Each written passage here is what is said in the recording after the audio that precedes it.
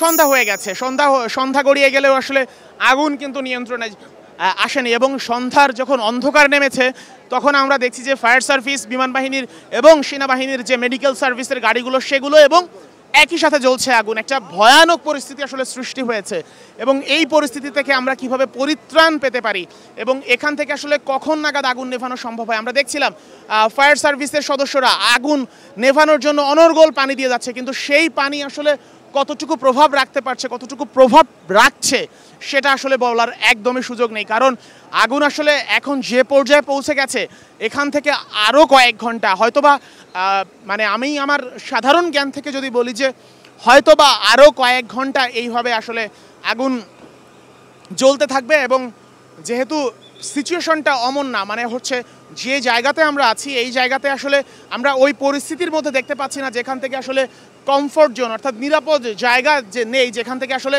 সঠিকভাবে আসলে পানি দেওয়া সম্ভব হবে। কারণ একেবারে গ্রিলের ফাঁকা দিয়ে আমরা একটু সামনে এগিয়ে এসে যদি দেখি যে শুধুমাত্র ফায়ার ফাইটাররা গ্রিলের ফাঁকা দিয়ে পানি দিচ্ছেন, তো এই পানির কাছে পানি দিয়ে যাচ্ছেন। আমরা একটু জুম করে যদি সামনে আগাই, তো আমরা একটু জুম করে যদি সামনে আগাই, আমরা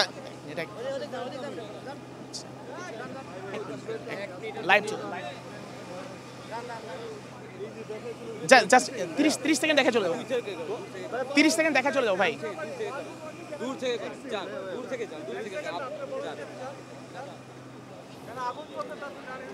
তো এখানে আসলে পরিস্থিতি কতটা ভয়াবহ আমরা দেখতে পাচ্ছিলাম এবং এখন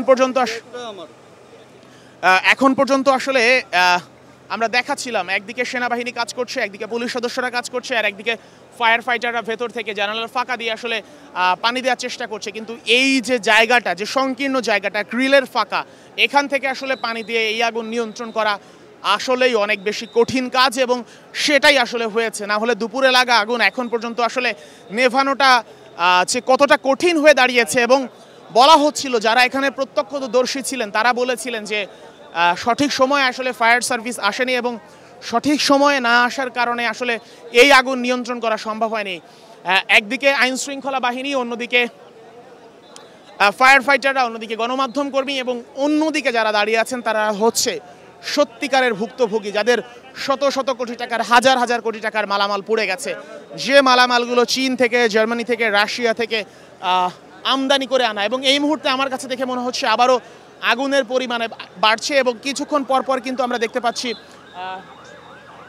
আমরা ক্যামেরা স্ট্যান্ডে কাছে যাব, একটু পেছাবো এবং পিছিয়ে ওই জায়গা থেকে আমরা দেখানোর চেষ্টা করবো। আমরা চাইলে হয়তোবা দেখানোর চেষ্টা করছি, কিন্তু আসলে সব পরিস্থিতি বুঝতে হবে। এমনভাবে আমরা ফায়ার ফাইটার কিংবা সেনাবাহিনী কিংবা দায়িত্বরত যারা আছেন তাদের কাজে বিঘ্ন না ঘটিয়ে যেভাবে আসলে লাইভটি সম্প্রচার করা যায় আমরা সেই চেষ্টাটাই করছি।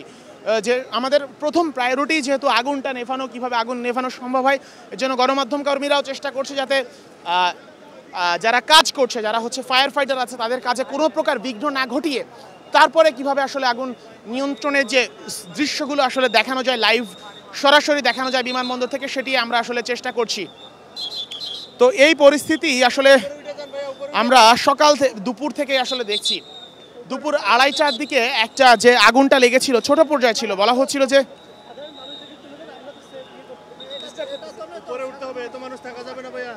তো যে পরিস্থিতিতে আসলে শুরু হয়েছিল, এবং আগুন তো আসলে ছোট অল্প জায়গা থেকেই লাগে এবং অল্প জায়গা থেকে লাগা সেই আগুনই যে আস্তে আস্তে বড় আকার ধারণ করে এবং যত দীর্ঘ সময় সেই আগুনের স্থায়িত্ব হয়, সেই আগুনের ভয়াবহতা যে তত বেশি হয় সেটা তো আসলে সবারই জানা, সবারই বোঝার কথা। তো সেই জায়গা থেকে আসলে এই পরিস্থিতির সৃষ্টি হয়েছিল। দুপুর 2:30টায় যখন আগুনটা লেগেছিল তখন আসলে তো কেউ হয়তো বা বুঝেওনি যে এই আগুন এত ভয়াবহ রূপ ধারণ করবে। কারণ গত বছরও সম্ভবত একবার এখানে আগুন লেগেছিল, কিন্তু সেই আগুন মাত্র 15 মিনিটের মধ্যেই আসলে নিয়ন্ত্রণে আনা সম্ভব ছিল। আমরা দেখছিলাম আগুন আবার দাউ দাউ করে জ্বলে উঠছে এবং রাতের আধার যেহেতু নেমে এসেছে, চারিদিকে অন্ধকার হয়ে যাচ্ছে, সেই অন্ধকারে আগুনের আলো ছড়াচ্ছে এবং দেখতে পাচ্ছেন আমরা একটু সেখান থেকে আমরা দেখতে পাচ্ছি যে আগুন আবারও বাড়ছে এবং এই আগুন যে নিয়ন্ত্রণের চেষ্টায় থাকার পরও যখন আগুন বাড়তে থাকে তখন বোঝা যায় যে আসলে হয়তোবা ভালো কিছু ঘটতে যাচ্ছে না। এবং আমরা কালকেই বা আজকে রাতে হয়তো বা জানবো না, 2-1 দিনের মধ্যেই হয়তো বা জানতে পারবো যে এই আগুনের মাধ্যমে বাংলাদেশের কত হাজার কোটি টাকার ক্ষয়ক্ষতি হলো, এই আগুনের মাধ্যমে বাংলাদেশের কত শত ব্যবসায়ী নিঃস্ব হলো, কিংবা এই আগুনের মাধ্যমে কতজন কর্মহারা হলো। এটা আসলে অনেকের জীবন জীবিকার সাথে জড়িত। আবাসিক ভবন না হওয়ার কারণে হয়তোবা আমরা এখন পর্যন্ত প্রত্যাশা করছি হয়তোবা কারোর প্রাণনাশের ঘটনা ঘটবে না, কিন্তু এরপরে হচ্ছে মানুষের অর্থনৈতিক ক্ষতি এবং বাংলাদেশের অর্থনৈতিক ক্ষতি। এবং এখন হয়তোবা উপর থেকে পানি নিক্ষেপ করা হচ্ছে এবং আমরা দেখতে পাচ্ছি স্টার নিউজের মাধ্যমে যে কিভাবে আসলে অপর সাইড থেকে আসলে পানি নিক্ষেপ করা হচ্ছে। এবং এভাবে যদি শুরু থেকে বা বেশ কিছু সময় ধরে করা সম্ভব হলে হয়তো বা এই আগুন নিয়ন্ত্রণে চলে আসলেও আসতে পারতো। কারণ কিন্তু আমরা কখনো দেখিনি এভাবে এত বড় বড় পরিসরের সামনে থেকে এভাবে পানি নিক্ষেপ করতে। তো পানি বারবার ফুরিয়ে যাচ্ছে, পাইপগুলো দেখছিলাম, অনেক পাইপের ছিদ্র রয়েছে, বিভিন্ন ধরনের জটিলতা আসলে রয়েছে এবং এই সীমাবদ্ধতার মাঝখানেও আসলে কাজ চালিয়ে যেতে হচ্ছে। তবে গণমাধ্যম কর্মীরা আসলে চেষ্টা করছে কোনোভাবে যাতে যারা আগুন নিয়ন্ত্রণে মূল কাজটা করছে তাদের কাজে যেন কোনো প্রকার ব্যাঘাত না ঘটে, সেই ব্যাঘাত না ঘটিয়ে সঠিকভাবে কাজ করার চেষ্টা করছে গণমাধ্যম কর্মীরা। সঠিক তথ্য পৌঁছে দিচ্ছে আমরা মানুষের কাছে।